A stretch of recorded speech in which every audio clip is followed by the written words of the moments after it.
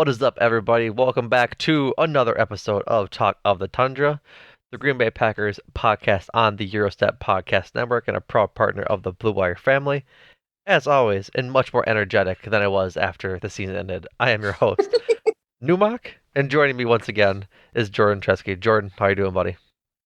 Doing well. The Packers have, uh, I guess, got away from my mindsets, my brain space, the storage like right here, and yeah, I didn't have to think about this team in part because is there anything real significant to talk about? No, not really, besides Aaron Rodgers and a lack of moves from the team, but we will get into Uh, I guess no news is the news, right, Jordan? yeah, I don't know if that's good. No, I don't think it is either. But before we get into all of that stuff, we have some housekeeping business to tidy up with the cheese board. The cheese board was our season long sort of way to gauge how everybody was doing on the team. Really enjoyed doing it. The But we need one for the last game of the season. And boy howdy, I almost didn't give out any because it was not good. But the only person really earning a cheese in week 18 was our rookie wide receiver, Christian Watson.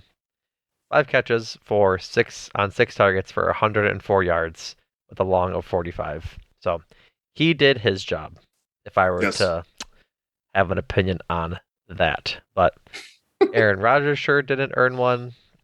Aaron Jones didn't have the best game, fumbled, and that was kept under 100 yards total, or 100 total yards. Alan Lazard didn't really do much, had the one touchdown, but only 4 catches for 40 yards that way. Just not too much going on in the offense, and then defense wasn't too much better. You could argue Quay Walker definitely deserves a minus cheese, but I'm just not willing to get into that at this point. Yeah. Yes. So that is it for the cheese board this week. We'll talk a little bit more about it in a second, but after 17 games, I guess do you want here's a thought, Jordan. Should we list them all right now, or do you want to have a brief discussion about each total amount as we go down, like each player as we go down? Like, do Um. you want to go through them all right now and then go back up and talk about the sections, or Yeah, let's do sections, like yeah, tiers, if you will, a yep. cheese tier. So I gotta count how many tiers we have. We have 11, 6, 5, 4, 3, 2, 1. 7 letters of the alphabet. I think that's too many for actual S tiers and things like that. So top tier, the premium cuts of cheese, the aged cheeses. We're getting way too far into this bit. Is Aaron Jones far and away the leader of the cheese board this season with 11? Um, Clearly the star throughout the season, most consistent, I'd say, even if it was consistently inconsistent from Yeah, the uh the coaching staff on how much they're actually going to use Aaron Jones. But when given opportunities, he showed out. yeah. Nothing much more to say than that. It was a great Aaron Jones season. Easily could have been higher. Cheeses amount of cheeses that he earned this year. I really do think like when we're a week and a half removed from the Detroit game, Just and about, it's going yep. to be like to have it come down to the last game of the season when there's a lot more other losses that stand out of why the Packers are in the spot that they are in. Right, It's just like it's a waste. You wasted a great Aaron Jones season that could have been even better if you know put things together. right. Um, Even for all intents and purposes, for his year that he had, uh, 1,100 yards on 213 rushes. Only two actual rushing touchdowns, but he had trying to see if I can count here. Looks like 6 or 5 receiving touchdowns on that too. To go with, I can actually find stats today. Jeez Louise, 395, so 400 yards passing. So all in all, 1,500 yards and 7 touchdowns. It's pretty That's good, that'll do the especially trick. especially when you have a lot of games where you just don't be handed the ball. He had, let's see, one, two, three, 6 games under 40 yards rushing, and in That's those crazy. in those 6 games, he had 12, 9, 9, 6, 8, and 9 rushes. That is crazy. Just choosing not to give the ball to your best player. Pretty crazy, Wow. huh? Yeah. And they went 3-3 in those games, so we can't be too mad at them. But and if you go under 50 yards, the games where he had like mid 40s yards or 40 to 49, they lost all 4 of those. Wow. Well, So yeah, I mean, backs it up. Yeah. yeah, that backs up a lot. Um, Next tier is Christian Watson, Jair Alexander, Keyshawn Nixon, and Preston Smith with 6. Does this feel right to you? Say so Keyshawn, Jair, Preston Smith, Christian Watson. Christian Watson. I mean, that's a third of the season. Yeah. Do you think they all belong there? I think 3 of them do for sure. I'm really debating Jair, is where I'm going with this. I think he did better in the second half of the season, but I think it He had might. some good games early on. I know the Yeah, the Vikings game really stands out, but like he bounced back when the Packers won, and then it was like a slide, and then the last 3 to 4 games, right. Detroit game notwithstanding. Um, It just kind of felt like I his guess highs were highs and his lows were really low. it felt worse than There it was was, I no guess. middle. Yes, yeah, Yeah. there was So no middle. yeah, but I think for sure Preston, after picking up the slack after Rashawn Gary went down, he's next. Spoiler alert. Keyshawn Nixon for the huge second half of the year, and Christian Watson for the same reason. I think Sam, are all yeah, just fine there. I think if they yeah. all played like the full season in their most effective roles, I think they are up in between, either at Aaron Jones level or in between um 6 and 11. Because like I think it's definitely worth noting that there's nobody from 7 to 10. Yeah. Like I think that's kind of indicative of most of the team had a pretty up and down year. Like there was nobody that had a consistently good year, and that like you can really point to having a great year besides like maybe Christian Watson second half if you're counting the parts he actually played. But like I can't point to a few players on this team like yeah they had a outstanding year. I mean, that just kind of sums up the whole Packer season. Hmm. You know, Right. it's not a surprise that Aaron Jones leads the cheese board. And I think for all the reasons that like Preston's probably the only one that, and Keyshawn Nixon was more. It's more of an opportunity or playing time Right. because how long they stuck with Amari Rodgers, but yeah, like between Preston Smith, Christian Watson, Jair, it was like the highs are really high. Preston was more his invisible is like you can kind of get away with it on the whole, or you can get away with it individually on the whole. It's like you don't have a pass rush, especially when after Rashawn went down. Right. Exactly. Um, yeah, and Watson was just hurt for first 8 9 weeks. Yeah. Not didn't miss it, but was yeah not hundred Yeah, percent. Not 100%. not yeah, nothing either Wasn't physically or just his role. right. Exactly. Exactly. So in this next year, just two players, Devondre Campbell and AJ Dillon. I think that feels appropriate. Yeah, Like AJ Dillon was on that cusp of being like a top player in this offense, but didn't um do it consistently enough for it to really matter. Not really. I yeah, shouldn't say really matter, but for him to reach that echelon of the top, we'll say 5 players on the team, in yeah, according to the cheese board at least, against their expectations, I should say. Same thing with yeah, Devondre. Like coming off the year last year, he was doing really well, just didn't find his rhythm this year.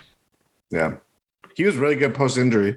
I mean, I Yep. think he was as good of a reason why the defense really Yeah.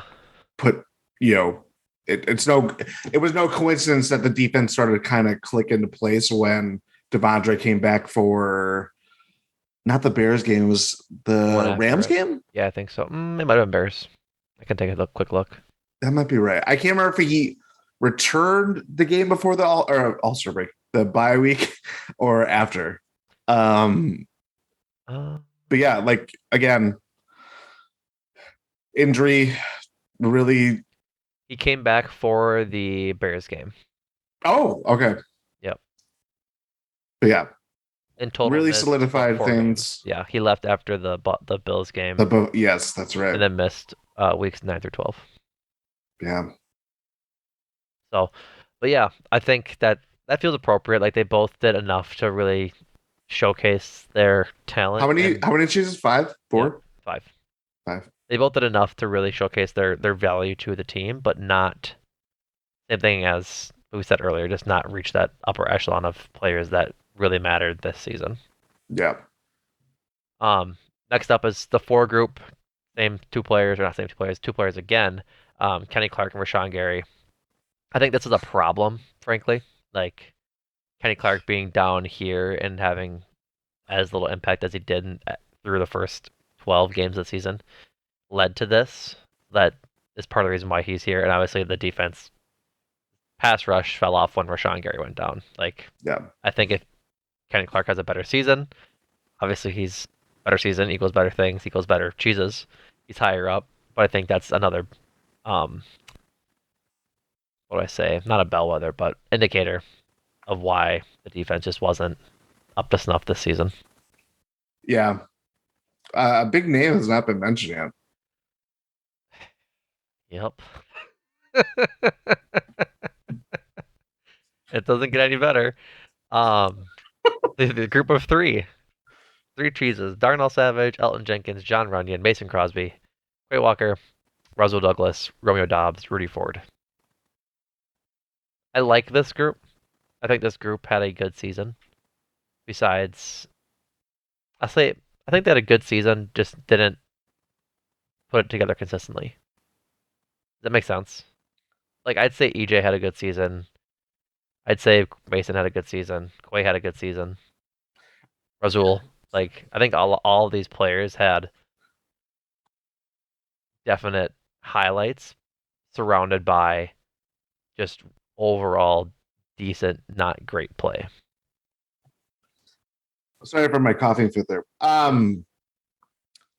Yeah, I wonder if how Quay in particular, given how much of it has changed, it's not even about football, it's about Yeah. different things the last couple of weeks. Hmm. But I also think we're gonna probably feel better about his rookie year Oh, based without a doubt. on he was really good and played for at least 4 to 5 weeks, however long Campbell is not out. Yep. Played a role that doesn't, he had to play by circumstance, not necessarily by his own choice or something that was given to him. Yep. Um, in spite of everything that happened, in the Bills game and obviously in the Lions game, I still feel really good about his future in Green Bay. I think that he was, it was worthy about it. Yeah, EJ too, like came off an ACL tear, didn't play until he didn't play week 3, opening week 4. game. Yeah, that's right. Yeah, his season was shortened too. Or he had a late start, I should say. Yeah, I think it was he started week 2. My apologies. But he also missed a game after coming back too. Yes, Right? week 8 against the Bills. That's right. Yes. So Um, only 15 games from this year. but I thought he did really well. I mean, he was probably the most consistent lineman on this team. He got put into some situations I don't think that really um suited him that well. Exactly. I think he had to bounce around more than we wish he would have been asked to. Yes. As Yeah. opposed to Because the just line being, became a problem for a good portion of the season when everybody was like, they have the depth, they have the answers. They even had the starting line, and we saw how much that held up pretty quickly. right. Yeah, I think like we'll get into when we do like more off season pods with like positional grades similar and just like talking over those and how they look, how the team looks for next year. I think we'll get into that Quake discussion a little more because I definitely like his season as a rookie. But Yeah. I think to my point earlier, it just was decent, not great to get into those higher levels. But I do think Yeah. it's good that he stepped into Devondre Campbell's spot so seamlessly. Yeah. Same. Um, Same thing with Romeo Dobbs. Like he got hurt Tough against. one to judge. It's really tough to judge after his injury. He wasn't really much of a factor. But before his And injury, his best games came when the passing offense, I mean, you could say for the whole year, wasn't really much of anything, in part because of the guy that was throwing the balls. But like, I don't know. It's a weird. I think that's like it'll be interesting going back to like seeing how his rookie year holds up with more hindsight, or I yeah, guess in the context of what the season ended up being, because I think it was very different of like yeah, the training camp hype, and it's all this stuff that you don't necessarily see or you see bits and pieces of, and then you know it's like, oh, he's making plays, but it's because no one else is making plays. right, right. That's a little different, I guess. Yep, absolutely. Um, Mason Crosby, I thought really ended the season well. Yeah, definitely. That one field goal I think that he missed in week 18 doesn't help, but I No, don't think that's anything to hold against him for the season. no, that So, was again more circumstances than circumstance, yeah. yeah. Um, Darnell Savage, he's in the three group. Just big up and down year. That just sums it up pretty much. Okay. Um, I don't want to call them the terrible twos because that's just mean, but we're in the twos now, We're in the range. and the big name surfaces in the twos: Aaron Rodgers, Let's change this. Alan Lazard, David Bakhtiari, John Reed, Pal O'Donnell, Randall Cobb, Bobby Tunyon, and Zach Tom. Pound. O'Donnell got two. Remember? It's true that Tampa game. I mean, he That was the only saved two. their That's the only two ass. we got. And we should talk about. I don't wish we should. You know what? Let's talk Aaron Rodgers first. We can't talk about O'Donnell before Aaron Rodgers. That's just that's the Yeah. Giannis thing that Eurostep always says. I always talk Yes, of everybody else before course. Giannis. Um, yeah, it's indicative. He had two times this season he earned cheeses. I'm pretty sure. I don't think he got two. I think he just got one each time. What do you remember? What weeks? No. That's yeah. I'd imagine it was the Lions game or the not the Lions game, the Cowboys game when he went three Yeah. touchdowns to Christian Watson. Maybe Bears game. Did we And say then that after the second Bears game? maybe I don't know. It might be those two, but it But the fact that we are go like none that none these jump out examples is the aren't problem. standing out. That's the problem. That's the problem. Whether he believes that or not. Yes.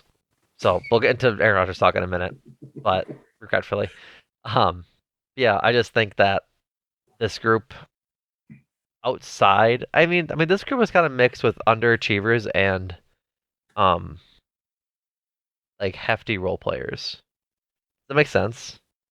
Because like Yeah. Oh yeah. underachievers would be Aaron Rodgers, Alan Lazard, Bakhtiari. Bakhtiari, just because like They again, have cheeses for linemen are kind of tough because it's just tough to grade on that such a simple thing as like a cheese versus like an actual letter grade. But for sure, Rodgers and Lazard, but then like Cobb, Bobby Tunyon, and Jerron Reed, I thought all did relatively well this season. I know like Jerron Reed is, I guess, a topic of discussion amongst Packer fans on Twitter and just discussing in general because some people didn't really care for his season, some people did. I thought it was fine, but I think think it was better than the alternative. I think he's better than Dean Lowry, yeah, for sure. Like I think he helped out. I think he had a better latter half of the season than again, like most of the defense did. They did Exactly. to start the year a lot. So, but um, Pat O'Donnell, there was a discussion. I think Ty said it in the Discord. Short promo. Join the Discord. GSPN.info. Um, talked about how the Packers got swindled by Pat O'Donnell, and I had to like think about that and like actually say like no, I don't think the Packers got swindled by them. I think the Packers swindled Pat O'Donnell because they just like didn't use him much at all this year. Like they went If on. I remember correctly, to his grading out or something, like compared to other punters last year, like he was like towards the bottom. in Last terms year? of like, yeah, his last year with the Bears. Yeah. Because when they moved on from what's his name? The Packers? Yeah, they traded for him from the Corey Rams. Bojorquez. Yes.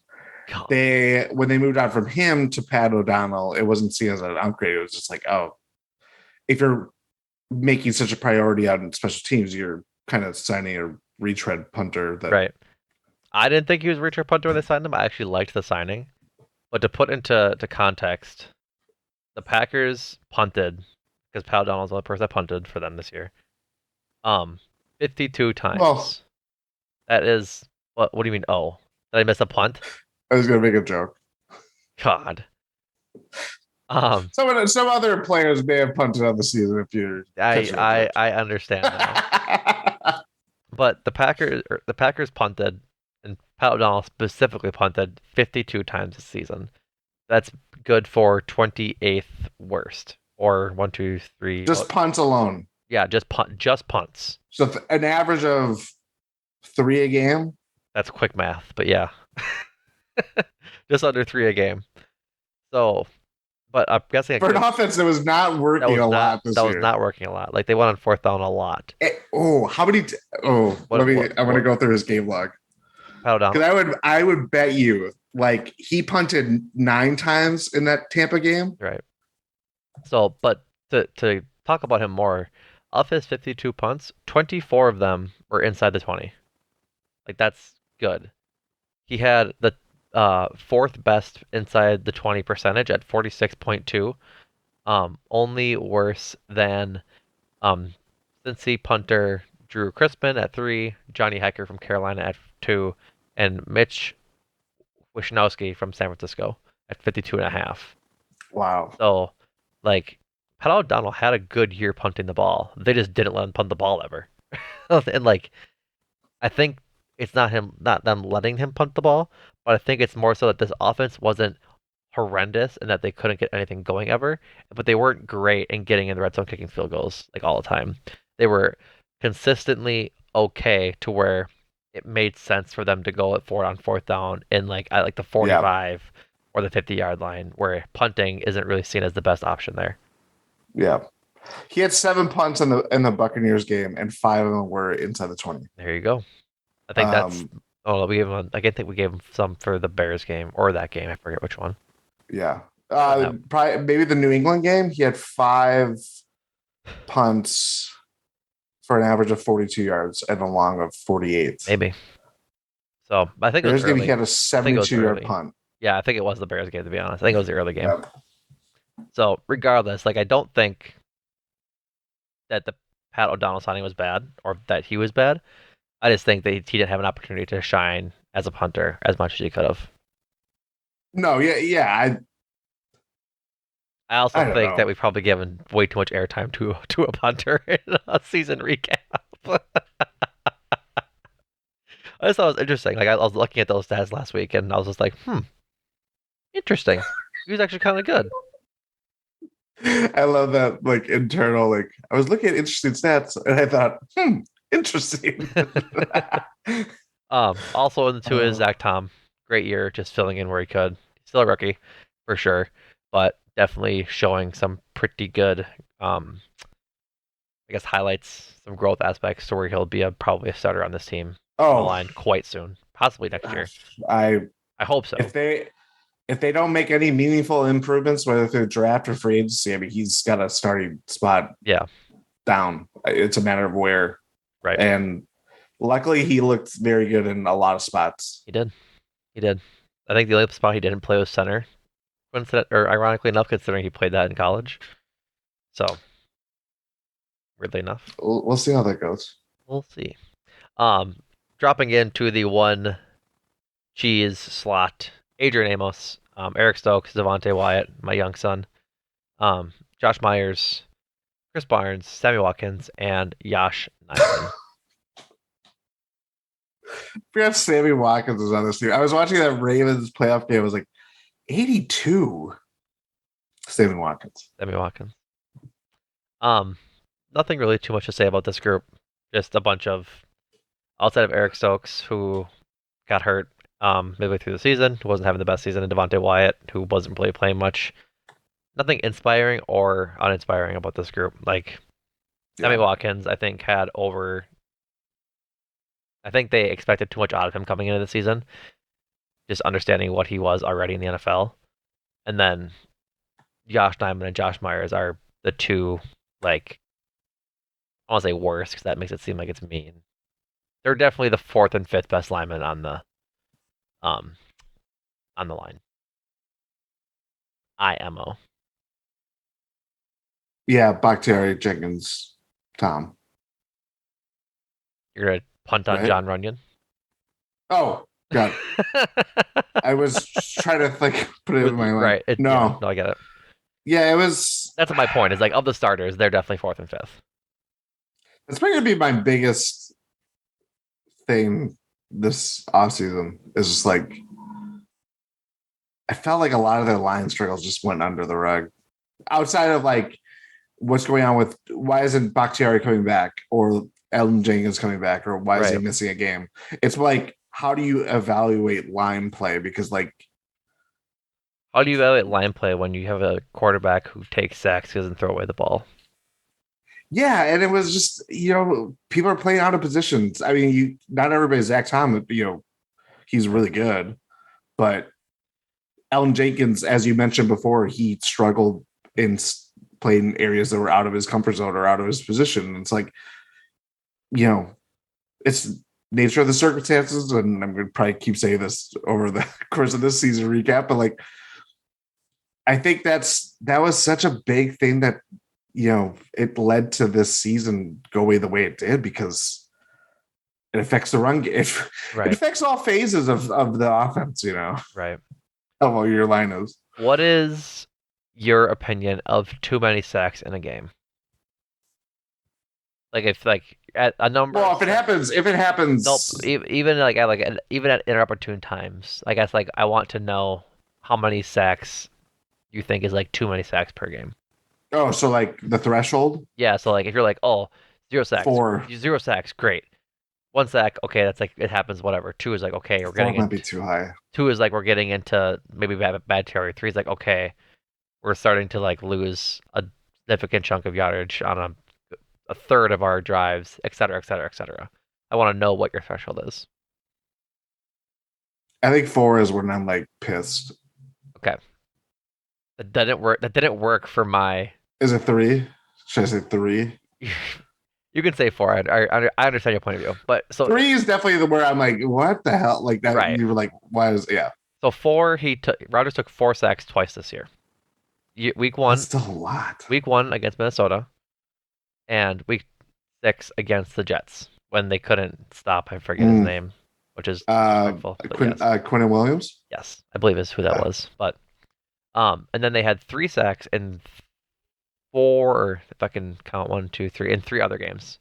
Um, against Chicago, week 2, against Philly, week 12, and against the Rams, week 15. Other than that, so outside of those Interesting. 5 games, the line gave up 2 sacks or less. They gave up 5 games with 2 sacks. I think 4 games with 1 sack. I'm sorry, 5 games with both 2 sacks and 1 sack. Then 2 games with none. So like, in my opinion, knowing that a lot of that like maybe one of those sacks in the 2 sack game or two of those are coverage sacks where Rodgers isn't throwing the ball away. I feel like just pass protection wise, that they did like an okay job this year. Like those 5 games up top with the fours and the threes, definitely not good. Like not ideal um to It's have those. interesting games where those happen though. How so? Like Eagles make sense, but the Bears, the first Bears game, That's when they still had Quinn. they didn't have Bakhtiari, and this was EJ's first week back. Yeah. So no Bakhtiari. Rams game too. They didn't have Aaron Donald for that. Yep. But they have a pretty good pass rush They still, defense. yeah. Yeah, like their defense Floyd, wasn't the Leonard problem this year. Floyd. Yeah. I don't know. Interesting weeks that Yeah, happen. I think they definitely can improve in their run blocking. Oh, but their pass yes. protection I don't think was too bad this year, which is why it's hard to like gauge these things, right? Like you really have to go through and just watch every game and watch every player, similar to how some of the beat reporters do or PFF does, to really get an understanding of just how well each of them played. Yeah. In Because your own opinion, because those grades can vary from person to person. you want to grade individually, but it's also by nature tied to what the other guys are doing. Yeah, it's also a team game too, or it's a team job, or T. it's a unit job. Yes. Like it's Position group. yes, it's Kind of. Yeah. yep. So that does it for the cheese board. Do you have anything else to say on the cheese board? Let's just hope the cheese board is more forgiving next year, or more forgiving. I guess More more. plentiful. There's more. Yeah, plentiful. There we go. Plentiful. Yeah. I got you. Um, should we hop into the stuff I don't want to talk about? Ladies and gentlemen, you just saw the intro of Numac wanting to talk about a topic that he has no interest in talking about because it's about. It's about both the Packers and Rodgers. Let's talk about. Let's go in the chronological order first. Have you heard there's a lot of questions about Aaron Rodgers' future in Green Let's Bay? go in chronological order first. Let's talk about Matt LaFleur's decision to have no major changes to the coaching staff. Keeping Joe Barry This is is the Monday after the loss. yes. So it's The only time he's spoken since, obviously, right? albeit not fresh, but keeping Joe Barry is certainly a decision by Matt LaFleur in the front office. I think it's misguided at best. It's just funny that like we talked about like I think it was a considerable topic going into that Lions game, second Lions game. And we're like, has Joe Barry done enough to show that he's worth sticking around? And we hinge it on the success or failure of this Lions game. Mm-hmm. It was irrelevant. Yeah, it doesn't matter. It doesn't matter, apparently. Which things can change. There hasn't actually been a lot of coaching changes. I think there's 5 There was a openings. couple. Yeah. 5 head coach openings. It's some. I don't know. I kind of expected a lot more fireworks. I guess. Well, a few of them happened in season 2. Like the Colts fired their head coach in True. season. Nathaniel Hackett got True. fired in season. Um, like it's definitely just. I think there's like. I think you are right that it is like 5 or so. Yeah, because yeah, because all the same names go to the same. They're interviewing for all the same jobs that are available. Right, exactly. So the Panthers have one. Colts, Texans. Colts, Texans, Cardinals have one because they fired Cliff Kingsbury. The Broncos. Broncos. There you go. And I think that's it. Yep. Yeah, so just those 5: Texans, Broncos, Colts, Cardinals, and Panthers. So obviously that's head coaching. All head coaching. Yeah, but they're probably going to be. I mean, we saw with the Chargers. There was a few this week. Yeah, there's going to be more. Brandon, not Brandon Staley, Joe Lombardi. Yeah, Lombardi got fired from the Chargers after their abysmal blow up in the playoffs. We'll see what happens with the Vikings and their D coordinator, former Packers D coordinator. Is it Mike Patton? No, Ed Donatel. Oh, yuck. Ed Donatel, famous for being the defense coordinator that allowed 4th and 26. The Eagles. Gross. And Mike Patton is there, just to go back. 4 hours ago, Vikings head coach Kevin O'Connell non-committal on DC Ed Donatel status. So, interesting. That's as good as gone. Probably. Yeah, it's just like there's so much talent out there in defensive coordinators, like for all intents and purposes. Like Jim Schwartz was out there as a D coordinator. Vic Fangio. Vic Schwartz got picked up by Cleveland. He was out there. Oh yeah, yes. Post-season, like after the season ended. But yes, Jim Schwartz got picked up by the Browns. Vic Fangio is interviewing for the Falcons gig. I forget his name. I'm going to butcher it as I try and find it again. But the Broncos Oh, yes. defensive coordinator. I'm gonna L. Hero Evero, I think is how you pronounce it. Yes. Um, he's the guy they should have hired as their defensive coordinator, outside of Joe Barry. So like, I think it's just like D'Amico Ryans is the 49ers defensive coordinator. He's out there and getting some looks for head coaching gigs. It's just like you could be so much better with this team, with this squad. And I think the biggest part above it is that like this team doesn't lack talent on the defensive side. They lack coaching because the talent is there. We know it's there. We know that these players can play. Like we know Kenny Clark can be good. We know Jair can be consistently good. We know Razul, Campbell, Quay, Devontae Wyatt, Jerron Reed, all these players have the ability and the skill to be great and to be good.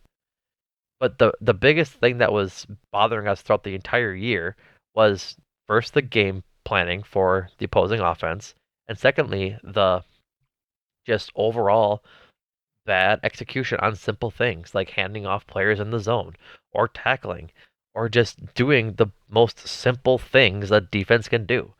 And Discipline. yeah, it's all discipline stuff. And we saw it with the I think it was the Miami. No, it wasn't the Miami. It might have been the Miami game where they got hyped up at halftime because Joe Gray like yelled at them at halftime. Yep. Yep. Like it took what was that 11 games to get there, and then More. I forget what week they played. That was Uh, week 16. oh my God, it was. Yeah.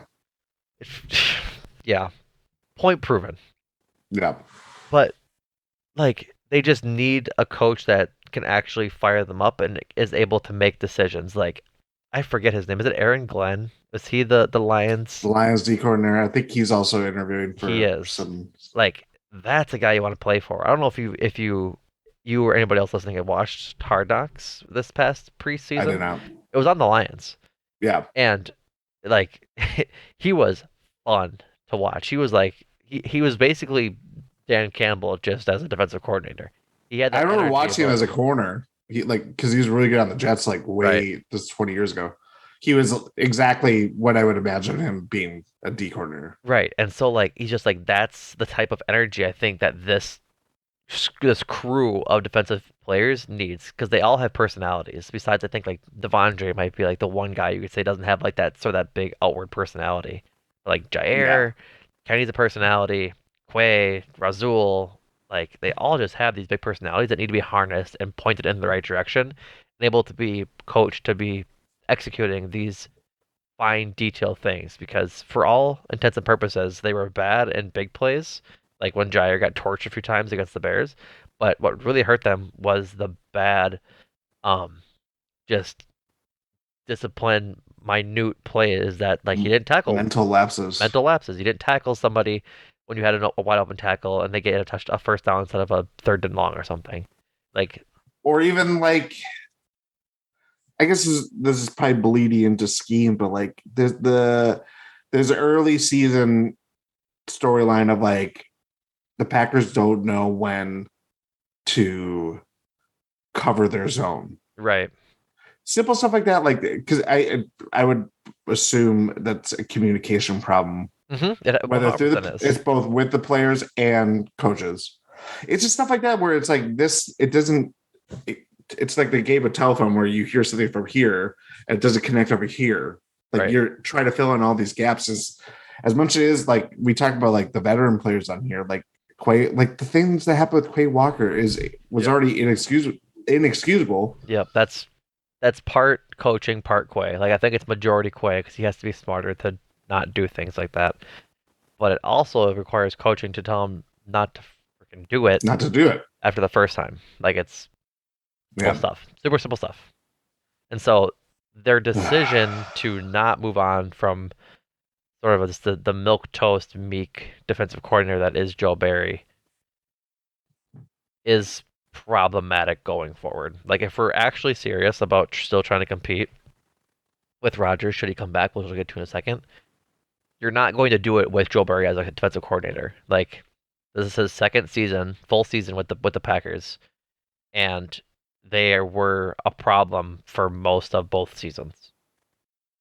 Like I understand maybe not wanting to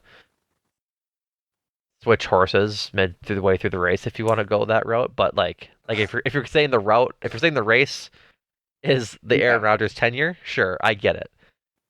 But man, at what point do you have to understand that if you're going to want to win with Aaron Rodgers, who's aging and not as good as he was, that you need as dominant of a defense as you can possibly have? And I just don't think that the consistency of having him there is worth having Joe Barry there is worth him there essentially. Yes. It just seems like maybe I'll save this thought for after. Um, but yeah, I mean, in terms of coaching changes, and there could be more. You never know if another team collects any of their position coaches, or if something happens where LaFleur, things have settled and they can make a decision with clear hearts and minds, I guess, and Mm-hmm. still make a change. Right.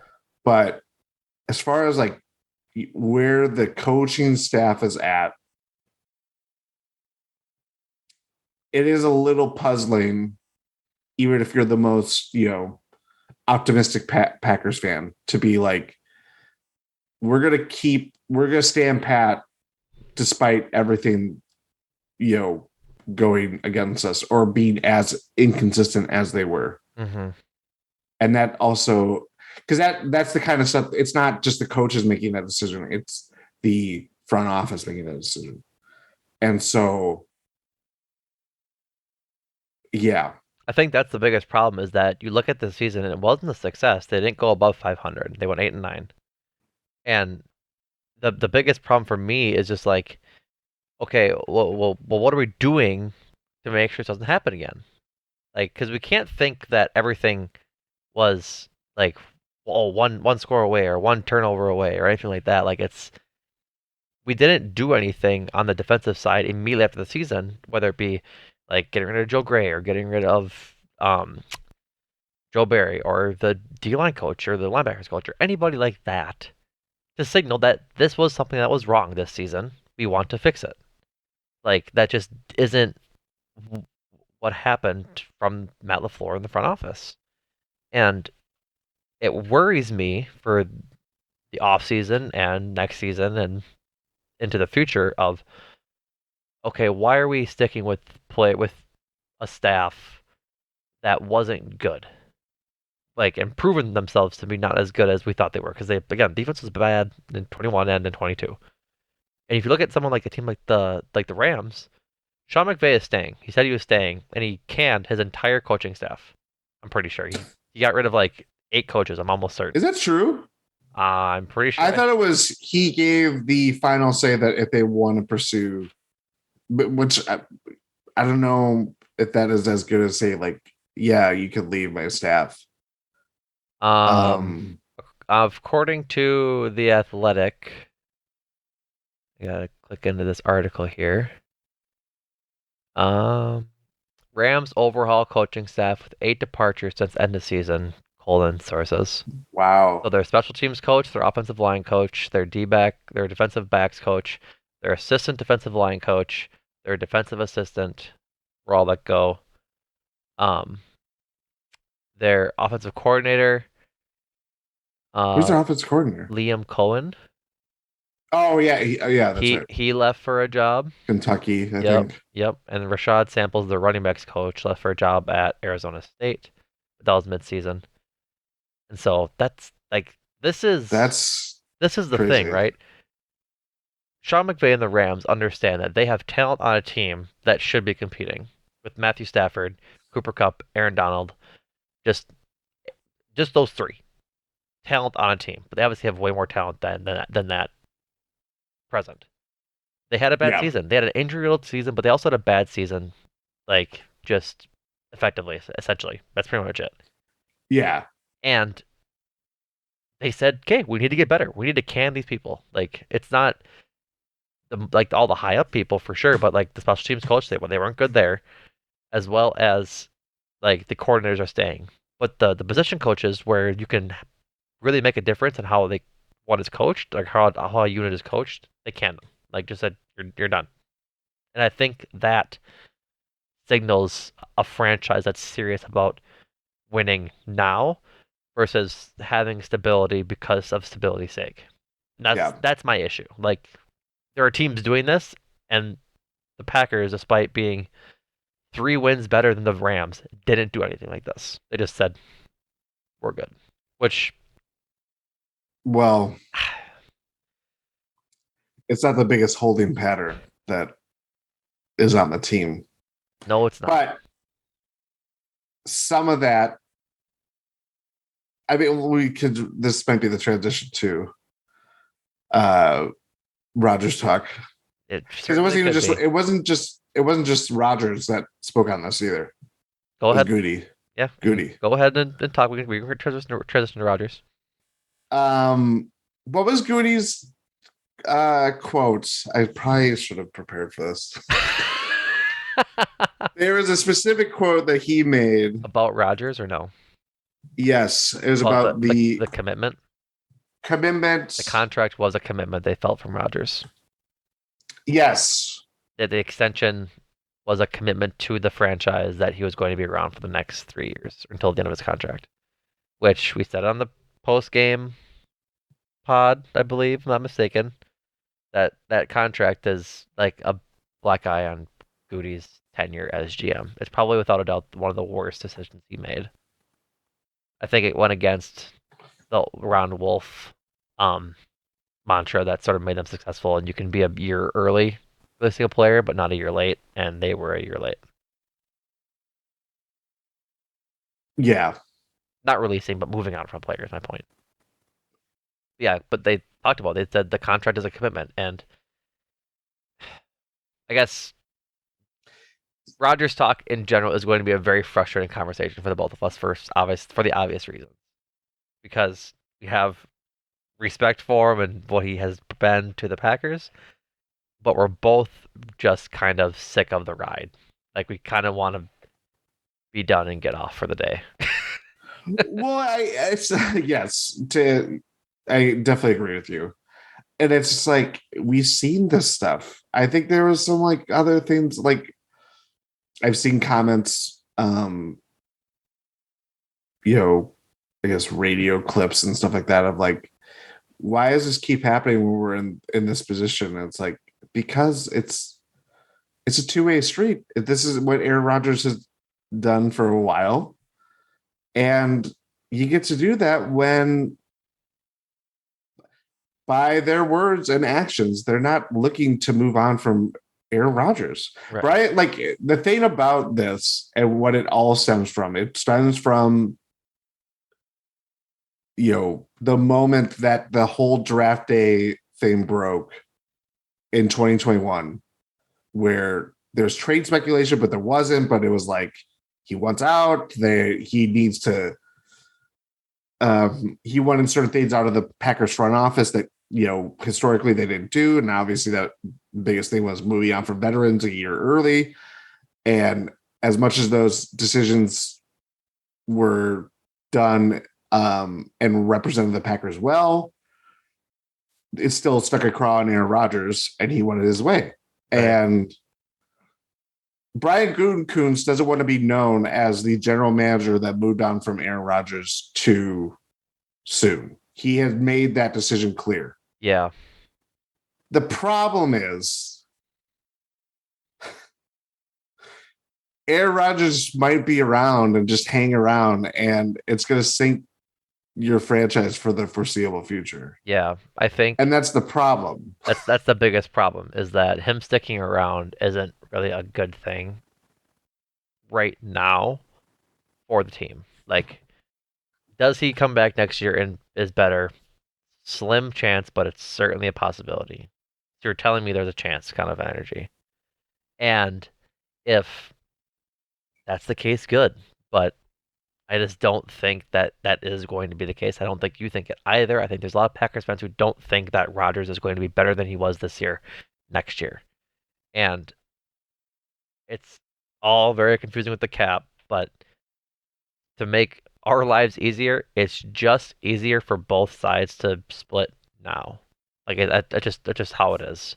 Like Yeah. a post June 1st trade is like the thing that makes the most sense essentially. Like cutting him makes no sense in cap wise. Um, they lose cap essentially for 2023 with any cut. Um, either pre June 1st or post June 1st. But if they trade him after June 1st, they only have 15 million in, I shouldn't say only. They have 15 million dollars in dead cap this year and 24 next year, but they get a savings of 15 this year. So that could help in how everyone want to do this everything, but basically either a trade or retirement is really the only reasonable Suitable. options for both sides. And Rodgers thinks he can be an MVP level player again. Like I for there's one thing he has, it's confidence. He went on McAfee this week and said to Pat McAfee on the Pat McAfee show, "Well, I think I can win MVP again in the right situation.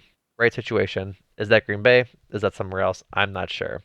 It's got to be both sides actually wanting to work together moving forward, and I think there's more conversation to be had. And I think that is the most frustrating part of the Rodgers saga this year and every year that this has been on since it Movie. started is Yeah. that he's echoed and echoed and I shouldn't say echoed. He's yelled from the rooftops about how the Packers need to want him back, that they need to want Rodgers back and prove that they want Rodgers back for him to want to come back. And they've done that, in my opinion, every single year. Matt LaFleur and Brian Gutekunst have said the right things. They've done all the things that you would expect a franchise wanting their franchise quarterback back to say. They've done all those things. But every year, Rodgers, like, I can't think of the word, I guess gets on his soapbox is what I'm going to say, and says, well, they got to want me. They really got to want me.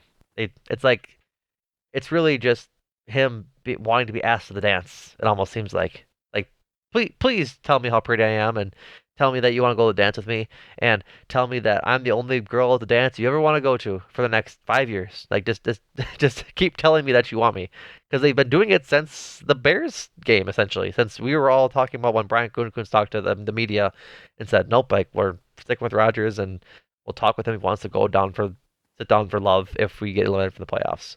It's been the whole thing since then. And but every time it comes up, Roger's like, they gotta want me. And ever since then, everyone's like, yeah, we want him back. He's like, they gotta want me back. This is part, but the problem is this: they signed up for this. They They did. they knew that this is not. They went through this. Yeah. It's not, and not just with this quarterback. The last quarterback. You know what I mean? Like that's the thing is like you have gone through this story before. When you decide to make Aaron Rodgers, um, you know, hand out that contract, you're making certain concessions that you just have to live with. That is him thinking he is above the team, which is true. Right. That is him not showing up for in or voluntary workouts or OTAs, whatever you want to call them, and him starting his preparations later than everybody else, Mm-hmm. and all these different things that Aaron Rodgers, because he has been so good and he has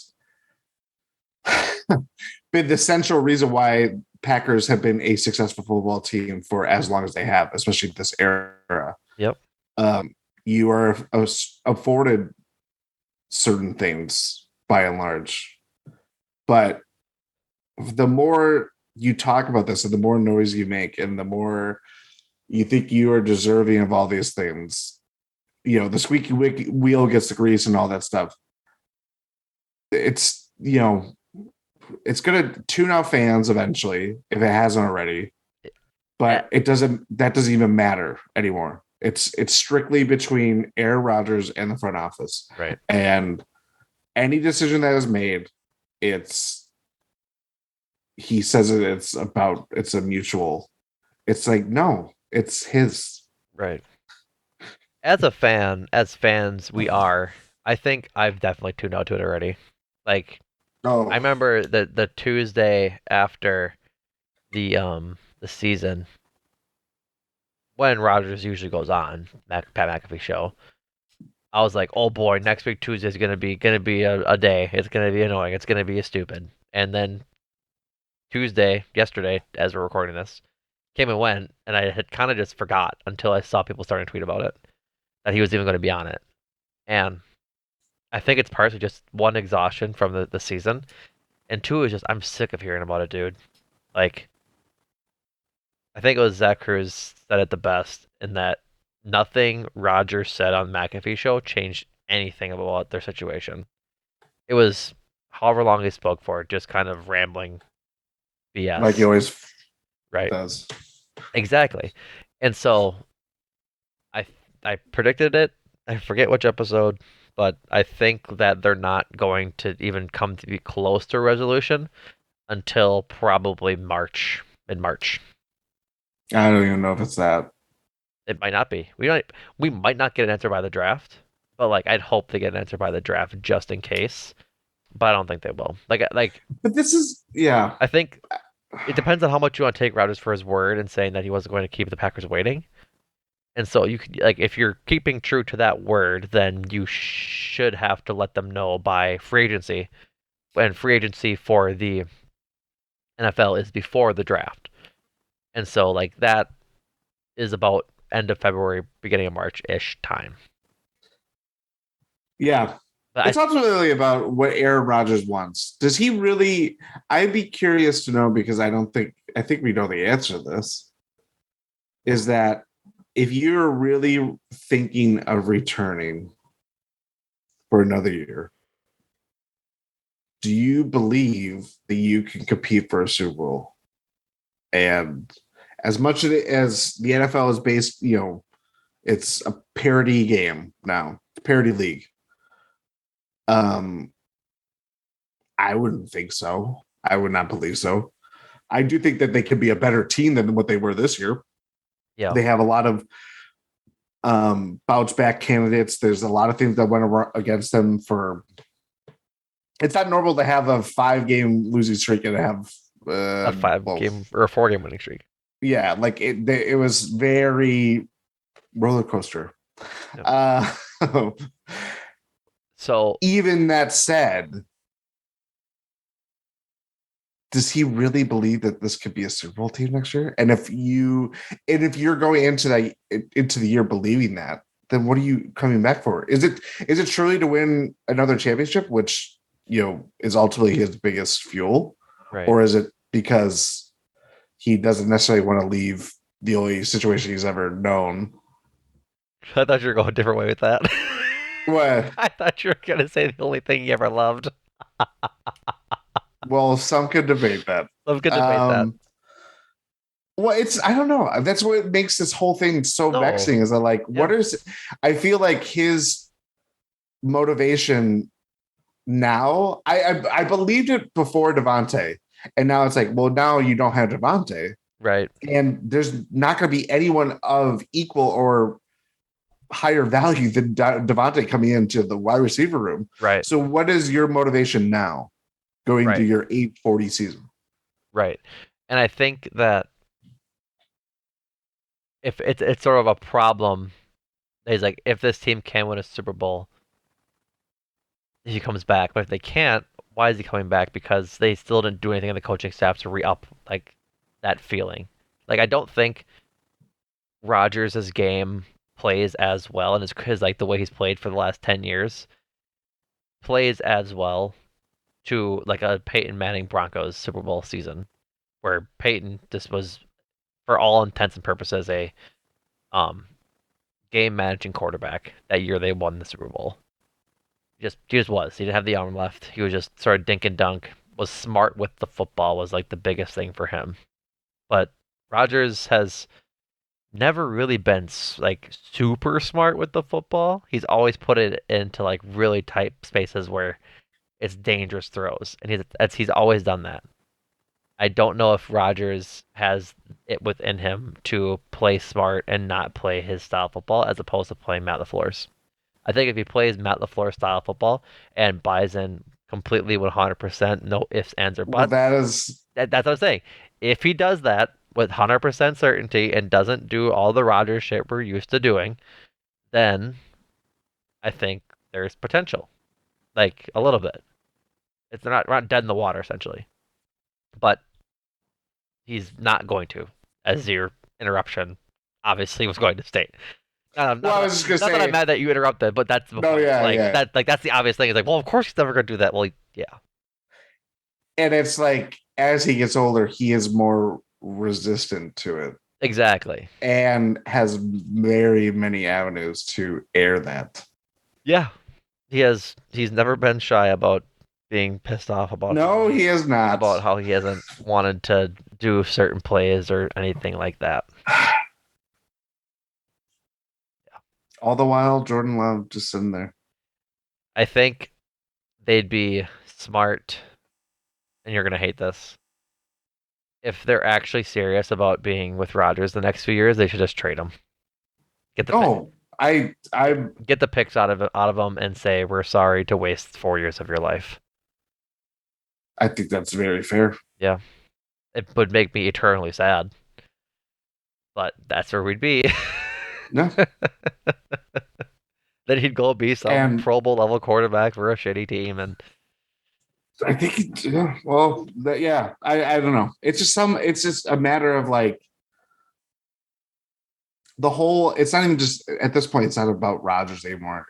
My thinking into this is the Love situation right, because you did the thing of it's. We talked about it. The whole. I mean, we can. It's going to be talked about for the end of time because whether it's trading him or whether it's when Aaron Rodgers moves on and Love plays, and if he's not good, it's mm-hmm. going to be reflected as like, well, you wasted a draft pick on him. It's like, no, it's because Aaron Rodgers already looked like he was in decline, and then you draft a quarterback when any thought of I know bigger name quarterbacks are going into free agency these days, but they don't normally go out there. And on top of that, they're not necessarily this, magic, salvation. Right. You don't find your franchise quarterback in free agency more often than not. Tom Brady is probably the biggest, Don't exception to that. tell the Las Vegas Raiders that. Exactly. But yeah, it's just like it's just having some clarity in what direction. But that's you can't do that when you've essentially signed over the future of your team to one person. Yep, exactly. Anything else on Rodgers? We'll probably have plenty more and I think we will. at least next week and maybe a couple weeks or something's bound to go in the hopper, I guess. The Absolutely. Rodgers hopper. I'm sure something will happen. That I am without doubt. Um, we do have one more topic we want to broach for you guys. Um, th- Thanks and shout out to our Discord member Pal.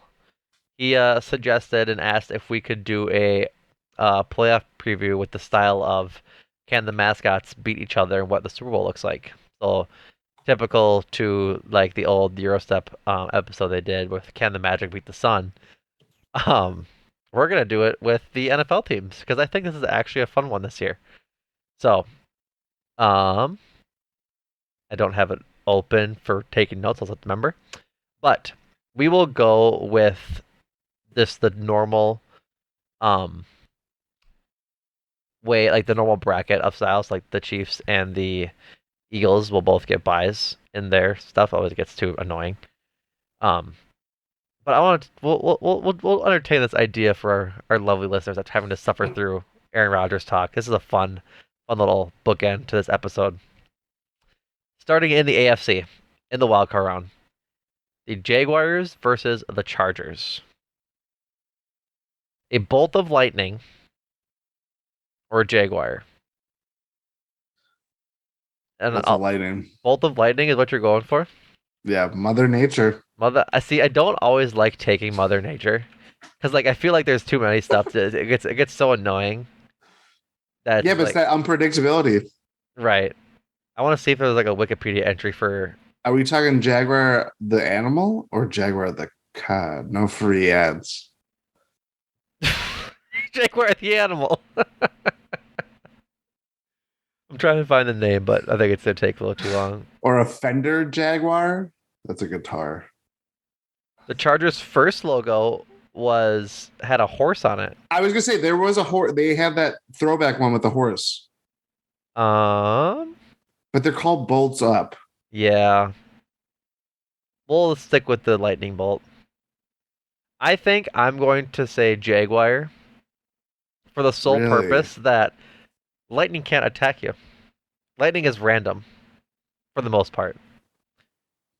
And Lighting random. where no, like where it strikes on Earth. Like if you have like a metal rod and a conductor and everything, it's pretty predictable. But if it's just striking randomly in the world, I think the Jaguar can outmaneuver lightning. I'm saying this just to be a contrarian. I feel like we just had a fight that no one wins. That's right. It's like there's lightning just like striking all everywhere, and a Jaguar just running around, That's just right. like dodging. It's a Um, draw. yeah, great. We were first tied in the playoffs. I guess like, it can be simple. And I really don't want to say lightning because it's the only one that is Mother Nature based out of the entire group. Would your answer change if we're taking a horse? Yes, it'd be Jaguar. No. Oh no, sorry, it would not change. Okay. My bad. I'm more certain in my opinion that if we're just taking like the horse bit, then yeah, it's definitely Yeah. Jaguar. Yeah. I would go to a Jaguar as well. Perfect. We're in agreement. Yeah. A Bengal versus a Raven. This one's easy. Bengal. Bengal, like tiger without a doubt. Um, this one is really fun. A, a buffalo bill, so a bison, or a dolphin. Dolphins are mean, dude. They are mean. They are mean and they're smart. I don't know They're what witty. they're like. I will refrain from a joke. Um, I'm gonna get you off topic. Have you ever heard about the story about the time they gave a dolphin LSD? no. They ran, Wait, they ran a test to see. is this a doll thing? It is a dolphin thing. Yes, I guess. Just say it for the listeners. Then. Yes. In history, they ran an experiment to see how a dolphin would react living in uh, like a cohabitant with a human, and they gave the dolphin LSD and just like half flooded the house. And it's a crazy story. You should Google it and do your own research. It's hilarious.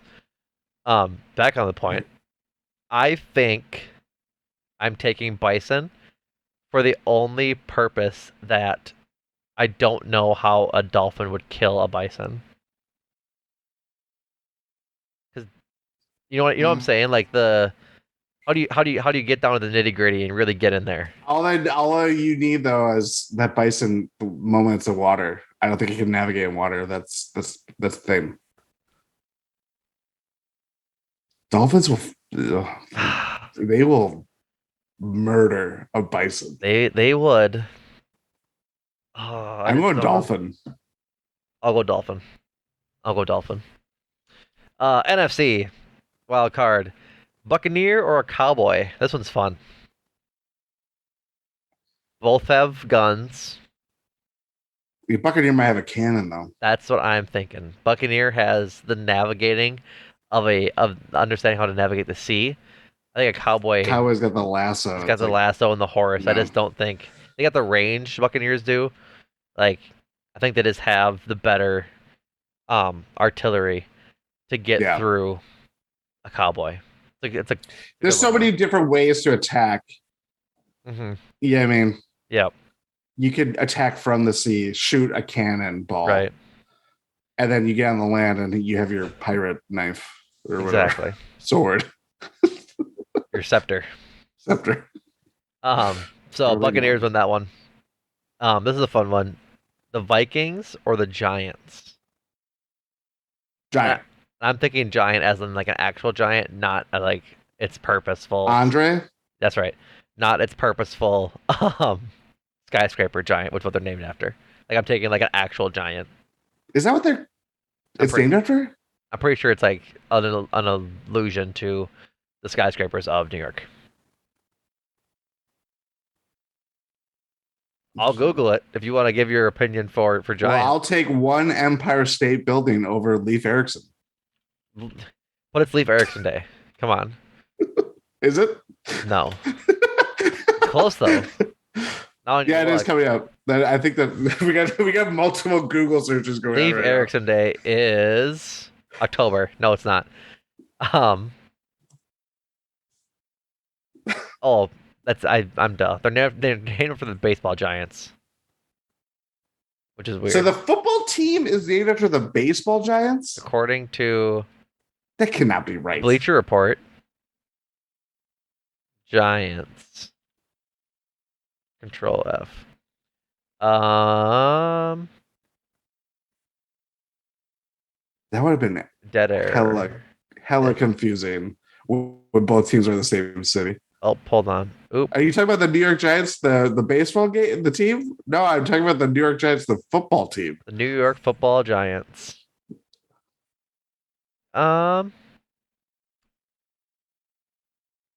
Trying to find just like listen, man. I'm too deep now. Tim Mara originally named the team after the National League baseball team, who were a longtime favorite in New York. So yeah, at the What? so hold on. Okay. It's a whole thing. Tim Mara originally named their team after the National League baseball giants, who were a longtime favorite in New York. At the time, baseball was the king of professional sports, so sports owner Tim Mara So we're gonna wanted the same name recognition in hopes that fans would support both clubs. Um, by the way, the baseball giants got their name from all the giant buildings that made up New York City. So I wasn't wrong. I that was is the weirdest. technically correct. I see the vision that Tim Mara had, and that he wanted the name recognition with like the Mm, with it. Like it's stupid, but I see the vision.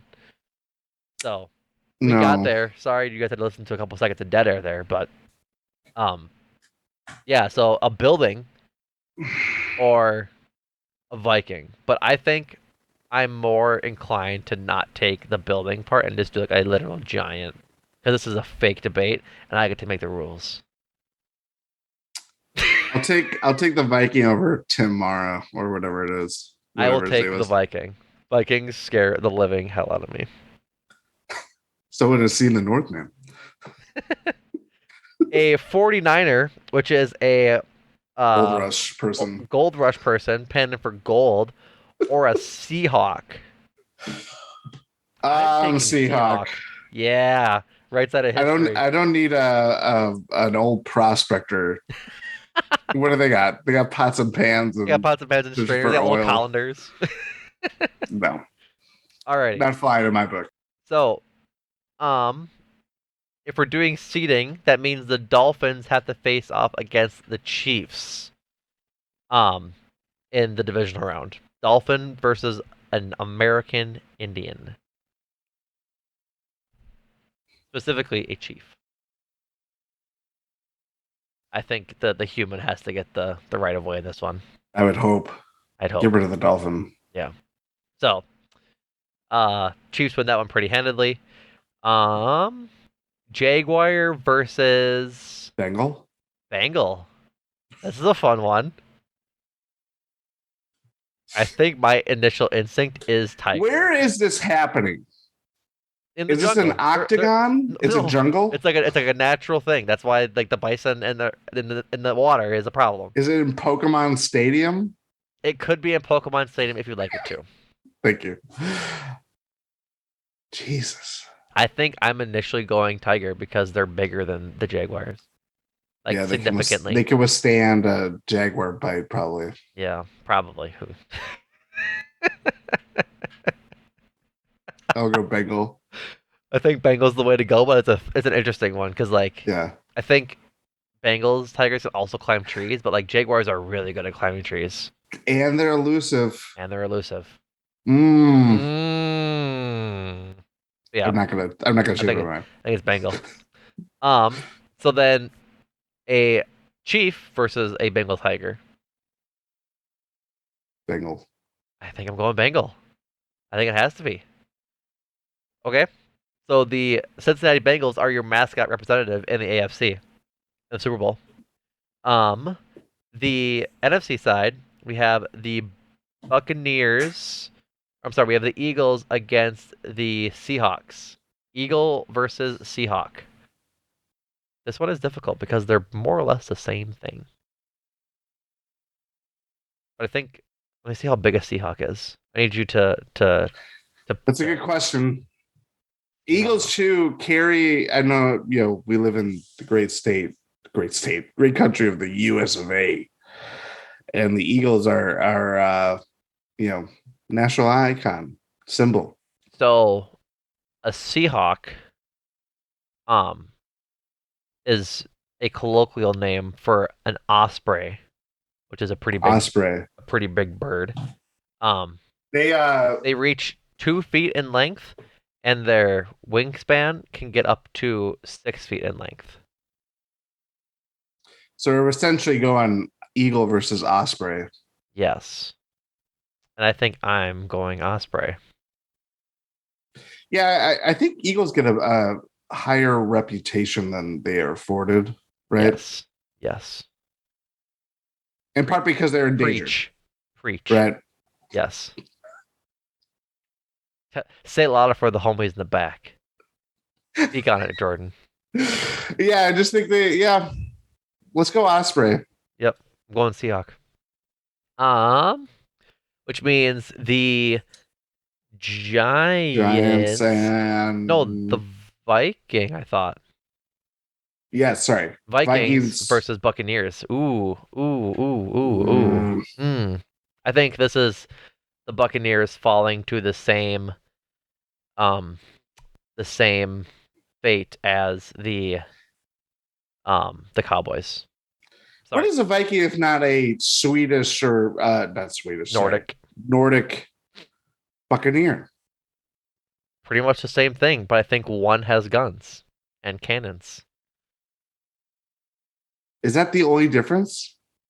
I think like Buccaneers is nothing for a pirate, and Yeah. it's really what they are, right? Is that there's pirates, so Buccaneers are like 1800s, 1700s ish Buccaneer or pirates. So cannons, wind sails, blunderbusses, rum, Brad Johnson. Brad Johnson, Um that guy whose wife took a poop on his bed. I can't think of his name right now. He plays Jack Sparrow. What the hell's his name? Johnny Depp. Johnny Depp. I'm gonna go Viking. Over Buccaneer? I think I want to do that too. I like it just because like Vikings are so like mythical in their description and in their They history and get their lore. Yeah, That they get more regal. I yeah. feel like pirates are just agents of chaos. That's what they are. Right. Yeah, I would agree. I think that's the entire idea behind a pirate, right? Is they're just agents of They chaos. just no, they just don't care. Yeah. So we have uh Viking versus Seahawk.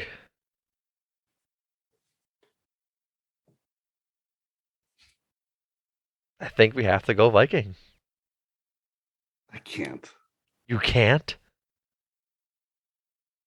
Why can't you? Why can't you? Is it because you know if you give the Vikings an entry into the Super Bowl that they will win? They will squander it because they have Kirk Cousins. They'd be going up against whoever wins this goes up against It's the the Bengals. Bengals. So needless to say, someone's losing. And not to play spoiler. I guess it's Viking. Has to be Viking.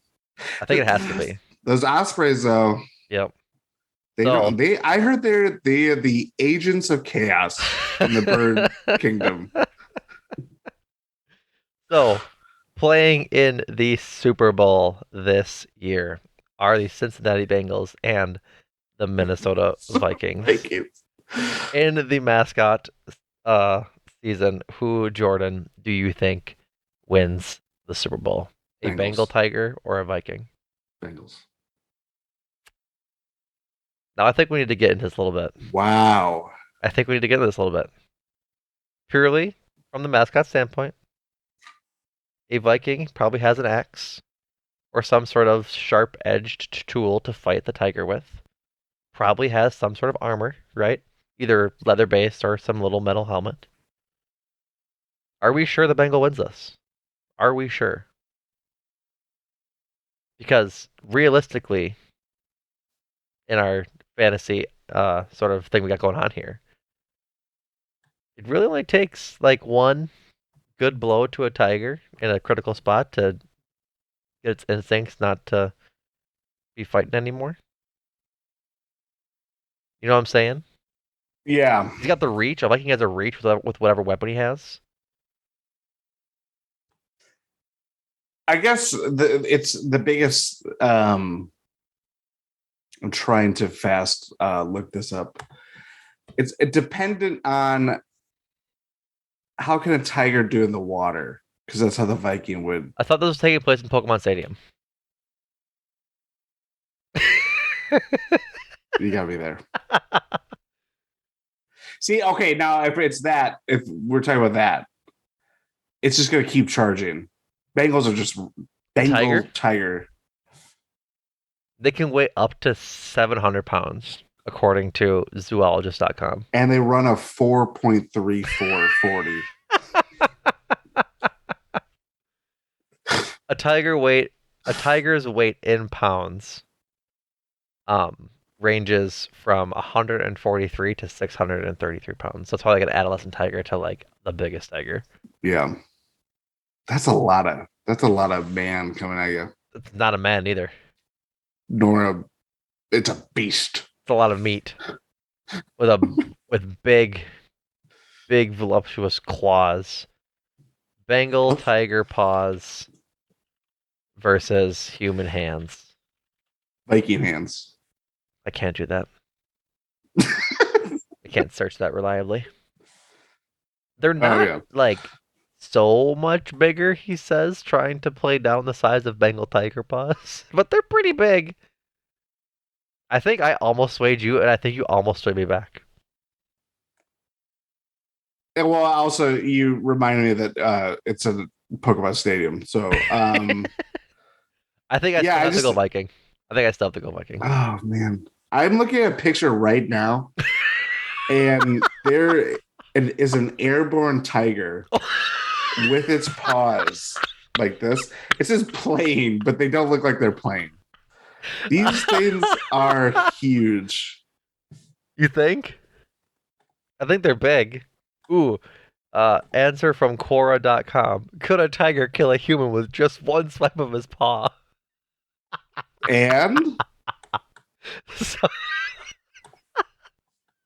this person whose little bio says studied mixed martial arts says yes. Granted, such an outcome is uncertain. It depends on where the tiger hits you. But yes, it is absolutely possible for a tiger to kill a human with a single paw swipe, or to inflict such grievous injuries that you bleed out later if you don't get medical attention. I think yeah. All you need is one. They have huge claws. Oh man, that picture is gross. Yeah, you see it now. Yeah, it's Bengal. It's from Wikipedia. That's how you know it's great. Yeah. It's Bengal tiger. That's them playing too. That's Bengal tiger. That looks like human wearing a tiger costume. I'm sorry. I'm sorry, Vikings fans and Vikings themselves. That is scary. That confuses me. Gary Anderson missed again. Oh, he saw a tiger. Don't you mean Gary Brett Maher Anderson? Blair Walsh. That was another one. Tough. Right? Yeah, that's another one. Brett Maher for the Cowboys, since he missed like all those extra points on Sunday or Monday. Yeah. Alrighty. Your 2023. What Super Bowl is this? I actually forget. Super Bowl. So I'll let you guess if you want to guess. That is actually a good question. Geez. 56? Close. 57. 57. Yep. your winner of the Super Bowl 57 mascot Super Bowl, Cincinnati Bengal Tigers. That's it. Who day? Who day? Who day? They could win the Super Bowl by the end of this They too. could. They'd be the first ever Taco Tundra dual Super Bowl winning football team and This is what mascot. you're fighting for, Joe Burrow. Come on, There's a Jamar real Chase. glory on the line. That's right. That's right. All right, folks. That is it for us. Before we wrap up, totally, a couple things to promote. First and foremost, as we have the past couple episodes, is join us over on Repod. We are really starting to garner a pretty great community over there, with all the podcasts talking about obviously what we're talking about within the podcasts, talking about each of our respective teams, the Packers, talking the Tundra, cruising for bruising and the Brewers. All of these things are being discussed over there on Repod, along with Make Time for This with Adam and Andrew talking about all of the movies and albums and TV shows um, that they are just reviewing every week. So go join us over on Repod. Join repod.com/talk of the tundra. There you'll find Jordan and I posting, chatting with fans and listeners about the episode. So please go help us out and join us over there. Um, on the GSPN, Win in Six, I believe, is recording this week, if I'm not mistaken. Jordan? Still working out details. The Bucks are off for this Oh, weird that's pseudo right. All-Star break. Yeah. We'll definitely try to. It honestly is going to be. I'm just putting this out there. It's going to be dependent on if there's something juicy enough to talk about for 45 minutes.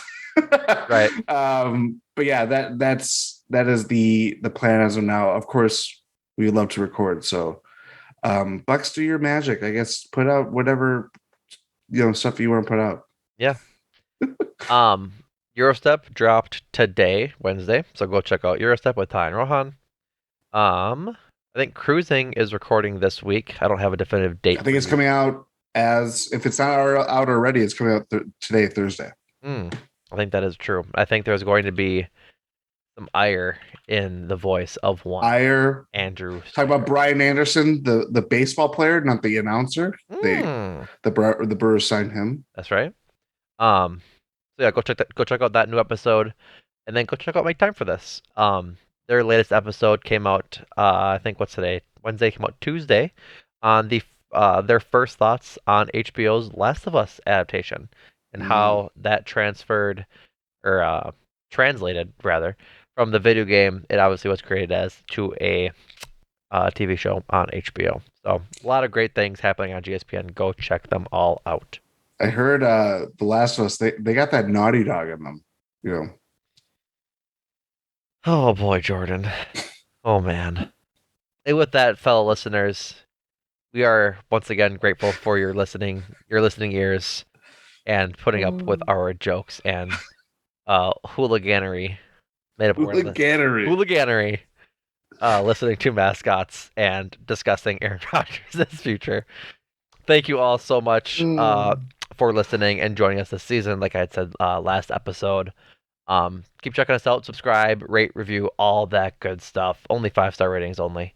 I'll read your review on the episode, should there be one. Otherwise, Jordan, thank you for joining me. Thank you.